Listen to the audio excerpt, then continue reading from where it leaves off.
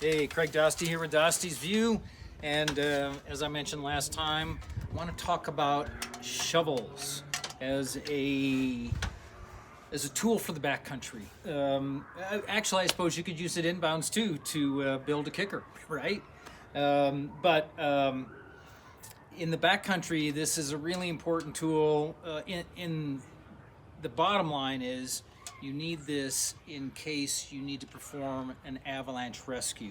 If one of your buddies gets buried, you might be able to find where they're at with a beacon. You might be able to identify precisely where they are and how deep they are with a probe, but you still got to dig them out, right? So it's one of the 3 extra essentials that you need if you're going to go backcountry skiing. But hopefully, carrying a shovel will become a useful tool for many other things besides a rescue. And in fact, when used properly, the shovel is an instrument that can be used to prevent getting caught in an avalanche.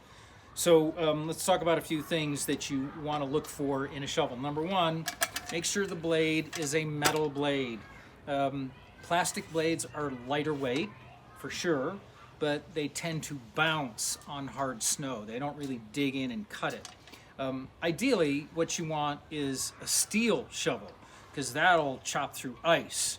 But the combination of those two features, the ability to have metal to bite into really hard snow and have light weight, is an aluminum shovel. So you want an aluminum blade.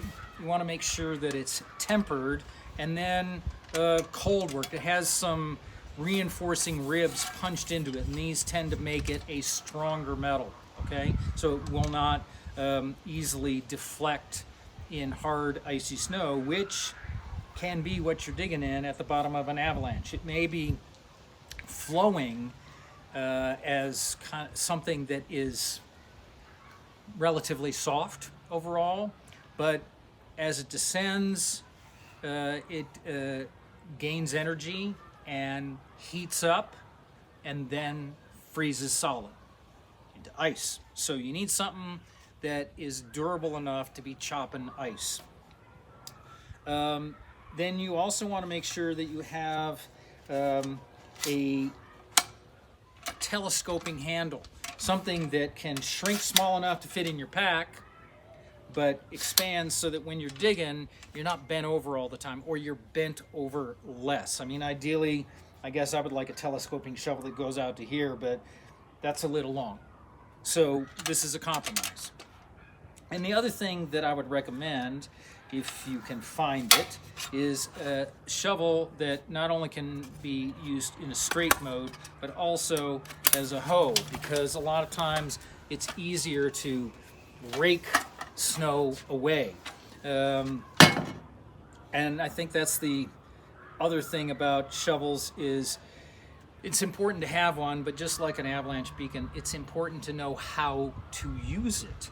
And not just the act of digging, but more the strategy of digging, especially if you're trying to save somebody who got buried.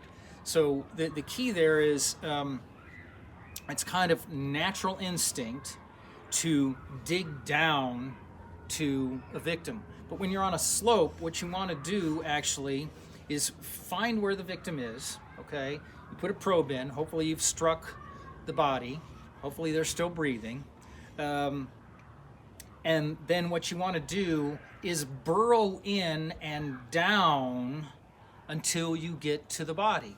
And the best way I can think to explain that is you want to create a human conveyor belt with a front end that chops into the snow, and then the conveyor removes the snow and lowers the platform until you're down to the point where you are at the level of the body of the person who's been buried, and then you can easily extract them, hopefully resuscitate them, get them ready to be evacuated out of there. And the key to that is practice. So in addition to getting a shovel that hopefully has a hoe mode, and is metal bladed with a telescoping handle.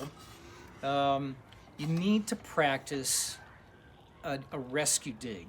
And Manuel Genswein did some research on this over 10 years ago, and he kind of came up with a concept of what he called the V-shaped conveyor belt. So basically, let's say you've got 3 people. You got a point man at the front, and then you got 2 people in back. And the point man is digging down and into the snow, and the 2 people in the back are removing the snow that he's chopping into, and they're also lowering the surface that they're digging on. And that's where the hoe comes in really handy.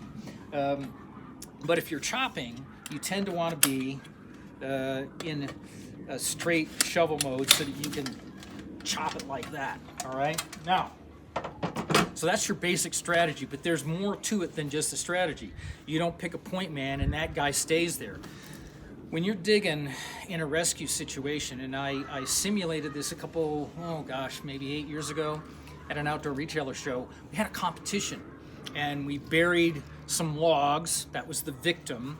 A meter, I think it was not quite 1.5 meters, call it 1.25 meters deep in snow, covered it up, and it became really hard and solid, so it was very much like a lot of avalanche debris.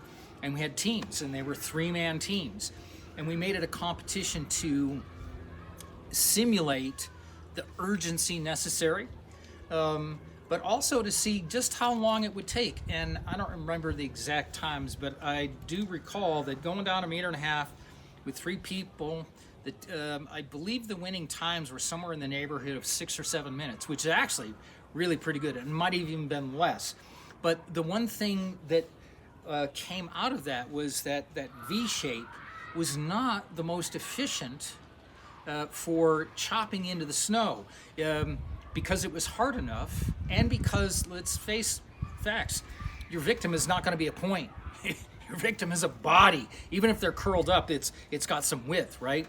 So the winning teams, the leading teams, all had 2 people in the front, and this was a strategy pioneered by BCA, Backcountry Access. And when they first threw it by me, I was like, no, I think the single man is the way to go, because my friend Manuel told me that. But when I saw what was going on in the competition, I could not deny 2 people in the front were much more efficient and faster at removing the snow and digging down, and then it only took 1 person at the back with a hoe to remove the snow out of the way. But here's the thing. Those teams rotated every minute to minute and a half, because the reality is chopping is on ice is really hard work, and you get wore out. So it's important that's why it's important to practice. You need to get with your people and know and get a sense of, don't wait until you're exhausted. Man, I'm starting to get tired. Okay, time to rotate. Boom. And honestly, especially at altitude, it's only going to take a minute or so at one task before you're like, whew, I'm wiped out. Okay? So the guy in the back, it's not that he's working, that he's not working as hard, but he's working less hard. All right? And the people in the front chopping are working harder, and you need to rotate. And so every minute, rotate, rotate, rotate. And you may exchange shovels, because you don't want to have to be taking the time to reconfigure your shovel that's a hoe into a straight one. But the point is, you want to keep the momentum going. You don't want everyone to run out of gas.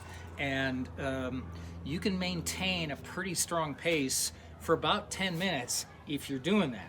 If you got to dig beyond 10 minutes, again, it's like a long distance run then. You got to pace yourself, but you can't give up. You can't stop. You can't go, I can't do this anymore. No, you got a buddy whose life is at stake. So I think that's enough seriousness, right? The shovel is good also for preventing a rescue. You use them for digging snow pits to evaluate the snow and determine if maybe, this is looking kind of sketchy, and maybe we shouldn't be here. Maybe we should go somewhere else. Maybe we should try that mellow angle slope and do a little meadow skipping. Cool. It's more important to get out there and have fun and come back. And if the rad line you want to ski isn't safe today, well, come back in a couple of weeks or a couple of months, whatever it is, whatever it takes to come back and achieve that goal safely, but still have fun, all right? And until next time, hey, let's all get out on and down on our knees and spread Telemark. See you next time.